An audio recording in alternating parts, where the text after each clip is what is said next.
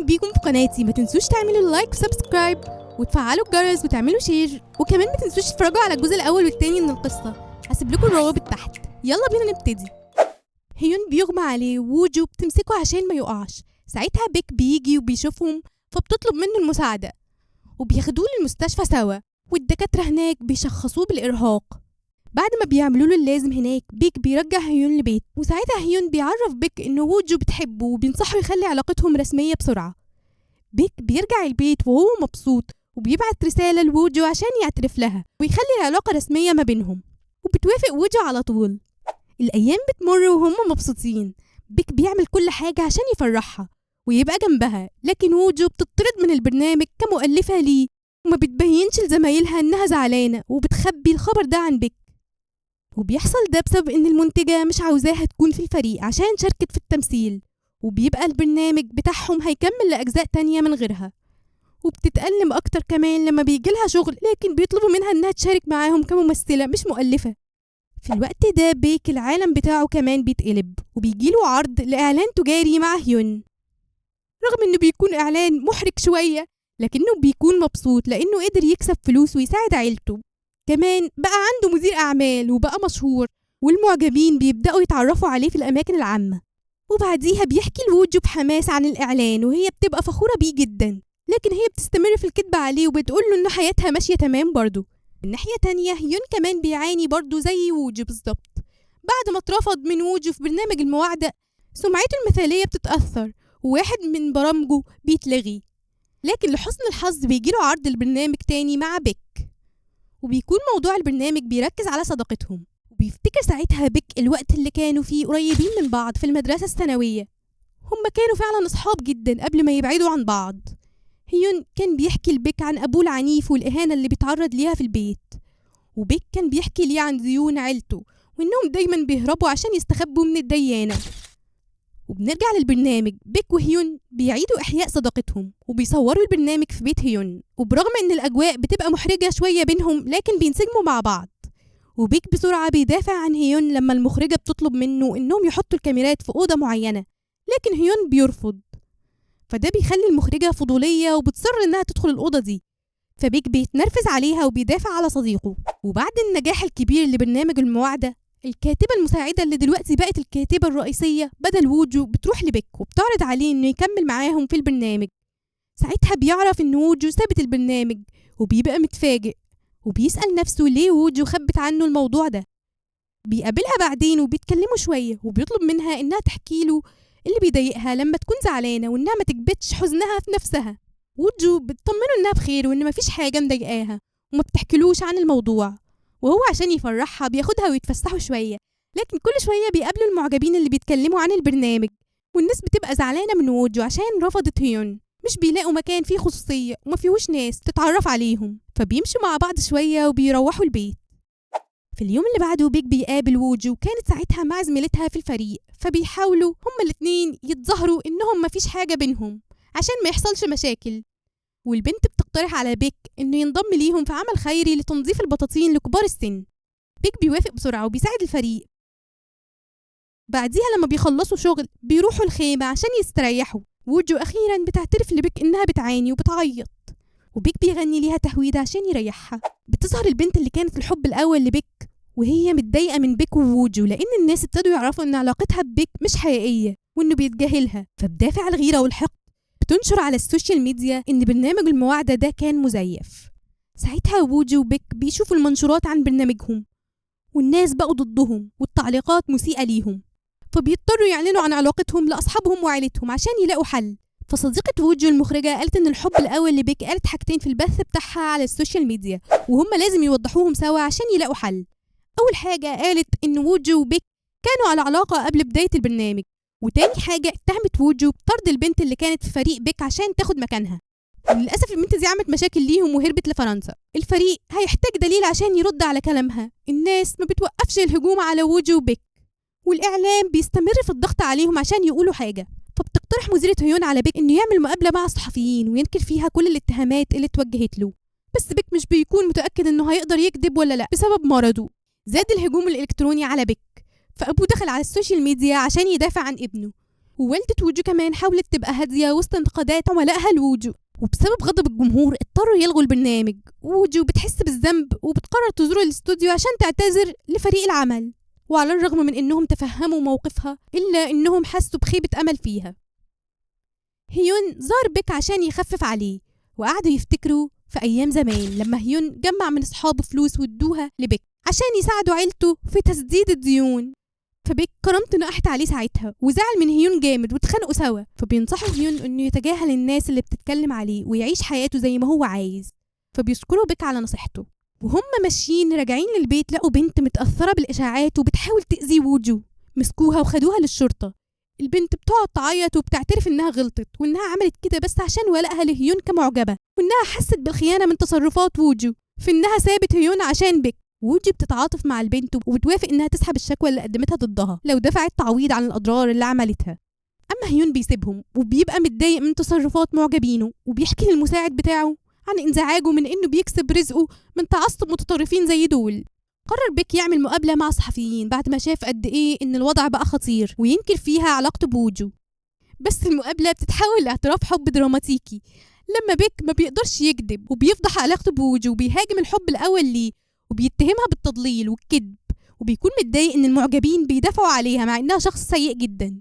ووجو كمان بتقاطع المقابلة وبتكشف عن السبب اللي خلى البنت اللي كانت في فريق بيك تمشي من البرنامج. وطلع ان ووجو لقت كاميرا مسجلة حوار بين الحب الأول والبنت اللي كانت في فريق بيك، بيبان بوضوح انها هددتها. وعشان تثبت صحة قصتها اكتر ووجو جابت البنت اللي كانت في فريق بيك عشان تشهد، وبيعلنوا ساعتها علاقتهم ببعض والمشكلة تتحل اخيرا.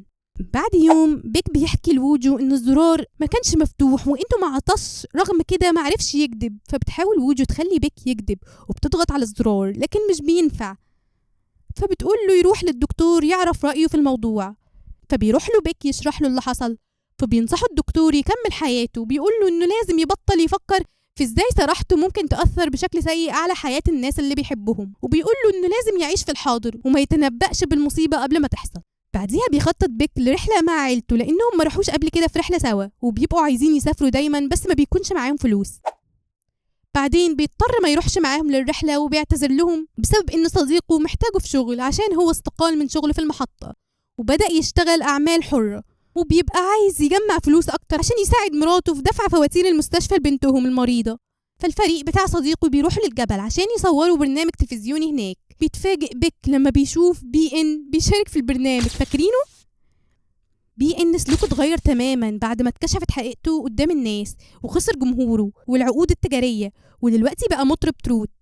التصوير كان سلس والفريق بسرعة أخدوا على بعض، وبدأ يحكي كل واحد فيهم عن حياته والصعاب اللي بتواجهه. في سيول عائلة بيك بتبقى مبسوطة وبيستعدوا عشان يسافروا وينبسطوا في الرحلة. أم بيك كانت سعيدة وبتغني وهي سايقة، لكن فجأة للأسف عملوا حادثة. بيك بيجري للمستشفى بسرعة، بيشوف إخواته وأبوه مجروحين، لكن أمه بتبقى في حالة حرجة بما إن أم بيك كانت السواقة فبتكون أكتر واحدة تعرضت لإصابات خطيرة. فبيقول الدكتور لبيك إنه لازم هو وعيلته يكونوا مستعدين للأسوأ. بيك بيبقى حزين ومش عارف هيقول إيه لعيلته اللي كانوا بيتألموا جدا على حالة أمهم. بشكل مفاجئ بينجح بيك في إنه يكذب على إخواته وأبوهم وقال لهم إن جراحة أمه نجحت وإنها هتصحى قريب. بيك بيستغرب إنه بقى يعرف يكذب تاني، وبيلاقي ساعتها الدكتور بتاعه بيكون شغال في نفس المستشفى اللي فيها مامته. فبيقول الدكتور إنه رجع لطبيعته خلاص، وإنه اتشفى بسبب صدمته من اللي حصل لمامته، وإنه ما كانش عاوز يقول الحقيقة لعيلته عشان نفسيتهم ما تتعبش. بتزور ووجو بعديها في المستشفى تطمن على حاله، وبيك بيقدر يكذب عليها ويقول لها إن كل حاجة تمام. في البداية ووجو بتصدق كل كلمة قالها، بس في يوم من الأيام بتمسكه وهو بيكذب. فبيحكي لها إنه بقى يقدر يكذب وبيكشف ليها عن اللي قاله الدكتور ليه. المعلومات دي بتصدم ووجو، وبتقول له إنه على الأقل يشاركها هي مشاعره الحقيقية لأنها بتهتم بيه، وإنه يعمل بنصيحته لما طلب منها إنها تعمل كده لما كانت في أزمة. في نفس الوقت كانت مديرة هيون متوترة لأنهم مش لاقيين هيون، وهو من غير ما يقول لحد راح لقريته وبدأ يتطوع في مستشفى للمسنين. وواحد من المرضى كان والده اللي كان حالته وحشة جدا ومش متعرف على ابنه، فبيقعد معاه وبيواسيه. وبعديها بيضطر كل فرد من أفراد عائلة بيك إنهم يشتغلوا عشان يكسبوا فلوس ويقدروا يصرفوا على نفسهم، لأن الأم هي اللي كانت بتتكلف بمصاريف البيت، وأبوهم كمان ما كانش عاوز يكون عبء عليهم، فبيروح يبيع البضاعة بتاعت أمهم لتاجر معروف. لسوء الحظ التاجر بيطلع محتال وخدع أبو بيك، ولما اكتشف بيك الحقيقة راح مع أبوه وإخواته المخزن اللي باع أبوه فيه البضاعة. ساعتها بيتهم أبوه إنه أناني وفاشل، وإنه كان السبب في إنه يخبي مشاعره عن اللي حواليه. وبنعرف إنه كان زمان متضايق إنهم دايما مديونين وبيتنقلوا كتير، ففي مرة عرف إنه لازم يتنقل من مدرسته الثانوية بعد ما اتعود عليها، فجات له نوبة غضب على عيلته ولامهم على حياته الوحشة، فأبوه عمل حادثة وهو بيلحقه. فمن ساعتها ما بقاش يقول عن اللي جواه للي حواليه، واخواته بيدافعوا عن ابوهم وبيقولوا لبيك انه ما بيهتمش بعيلتهم. وفي الوقت اللي بيتخانقوا فيه بيدخل التاجر للمخزن ومعاه عصابته. في البداية العيلة بتستخبى، لكن بتكتشفهم العصابة وبيطلب التاجر انهم يهجموا عليهم. الاب بيقول لعياله انه زمان كانوا بيندهوه بيتهوفن لانه بيخلي الناس طرش من ضربته، وبعدين بيضرب البلطجية. بيك واخواته بيبقوا مصدومين لما بيشوفوا موهبة ابوهم المخفية. في النهاية الشرطة بتيجي وهم بيخبوا بيك لانه مشهور وما ينفعش يتشاف، وبيتصالحوا بعد ما حلوا خلافاتهم سوا. وبعدين بيبصوا في تليفوناتهم بيلاقوا مكالمات كتيرة من المستشفى. بيك وابوه واخواته بيجروا على المستشفى وبيلاقوا ان امهم اتنقلت لأوضة عادية وحالتها بقت كويسة، وبيبقوا فرحانين جدا انها بقت بخير، وبيروحوا يسلموا عليها واحد واحد. بيرجع هيون بس ما بيكونش لسه مستعد انه يشتغل، فبيشرح للمديرة بتاعته انه عايز ياخد استراحة عشان يعيش حياته. فبتوافق المديرة وبتروح بعديها تقابل بيك اللي بقى مشهور بعد برنامج المواعدة اللي شارك فيه. بتعرض عليه انه يكون مذيع في نشرة اخبار، بس مش بتكون نشرة اخبار اصلية وبيكون برنامج غير رسمي. الخبر بيفرحه لكن بيرفض العرض. كمان ووجو بتواجه عقبات في شغلها الجديد، وبتعرف ان زمايلها سابوا عروض شغل كويسة بسببها، فبتطردهم من فريقها وبتطلب منهم يقبلوا عروض الشغل التانية. وفي يوم عزم هيون بيك في بيته، فلاحظ بيك ان هيون فضى حاجات كتير قوي من شقته وكسر قفل باب الأوضة اللي ما كانش عاوز حد يدخلها لما كانوا بيصوروا. فطلب منه هيوك انهم يقعدوا في الأوضة دي لانه عنده فضول يشوف ايه اللي في الأوضة، فبيوافق هيون. بيتفاجئ بيك لما بيلاقي الأوضة فاضية. بعدين الاتنين بيقعدوا يحكوا عن مشاكلهم مع بعض. بيك بينصح هيون انه ما يسيبش حلمه. هيون كان مخطط انه يعتزل من مجال الترفيه، لكن نصيحة بيك ادت له امل وقال له انه هياخد استراحة دلوقتي لكن هيرجع قريب للفن. وساعتها بيك كمان فكر في موضوع حلمه انه يكون مذيع اخبار، وقرر يوافق على عرض المديرة اللي كان رفضه لان نصيحته لهيون اثرت فيه هو كمان. اليوم اللي بعده بيسافر هيون بره البلد وبيكون في المطار وبيودع المساعد بتاعه.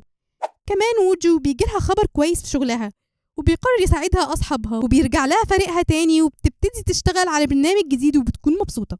في نفس الوقت بيك بقى مذيع اخبار لكن مش في قناة اخبارية، رغم كده هو بيكون مبسوط جدا بشغله لانه بيقدر يقول الحقيقة للعالم.